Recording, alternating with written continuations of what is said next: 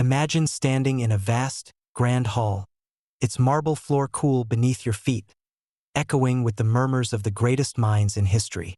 The hall is illuminated by soft, diffused light pouring in from towering arched windows, casting a warm golden hue over everything it touches. This is no ordinary place. This is a sanctuary of wisdom, where the past and the present converge in a timeless conversation. In the center of this magnificent space, two figures dominate the scene: Plato and Aristotle. They stand side by side, yet their gestures and expressions suggest a profound dialogue. Plato, an older man with a serene and wise demeanor, points upwards with one hand, indicating the heavens, the realm of ideals and eternal truths. He holds a large book, the Timaeus, close to his body, almost as if it is part of him, an extension of his soul. His face is calm, almost otherworldly, as if he is contemplating the mysteries of existence itself. Aristotle, younger and more grounded, gestures with his hand outstretched, palm facing downward, directing attention to the earth, the tangible world of human experience. He carries his own book, the Nicomachean Ethics, a work rooted in practical philosophy, in understanding human behavior and virtues. His expression is thoughtful, but with a hint of urgency, as if he is eager to impart his knowledge to the world. Surrounding these two central figures is a lively assembly of scholars, philosophers, and mathematicians, each engaged in their own intellectual pursuits.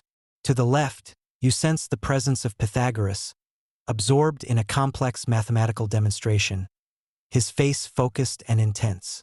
He is surrounded by eager students, their heads bent over scrolls and tablets, eyes wide with curiosity and reverence for their teacher.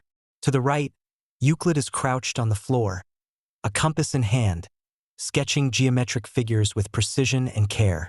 His students lean in closely, their expressions a mix of concentration and awe, as they try to grasp the intricacies of his work. Nearby, a young man, possibly a student or assistant, holds a tablet, ready to record Euclid's teachings, his posture attentive and respectful. Above this bustling intellectual activity, you can almost feel the presence of the gods themselves, watching over the scene.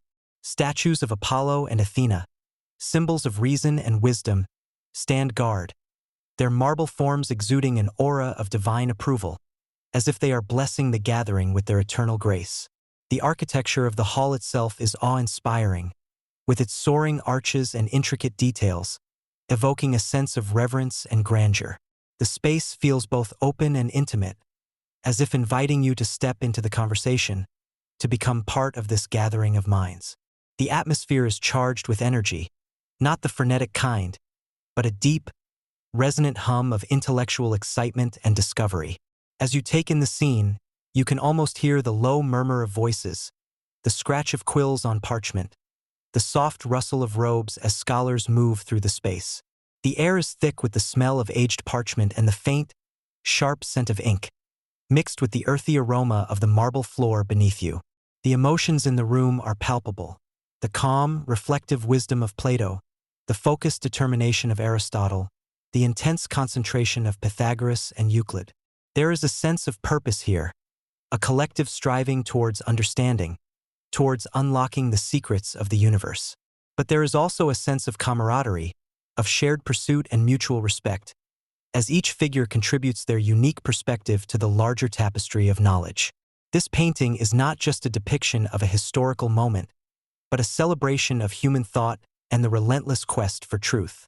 It is a reminder that knowledge is not static, but a living, breathing thing, constantly evolving, constantly in motion, just like the figures in this timeless gathering.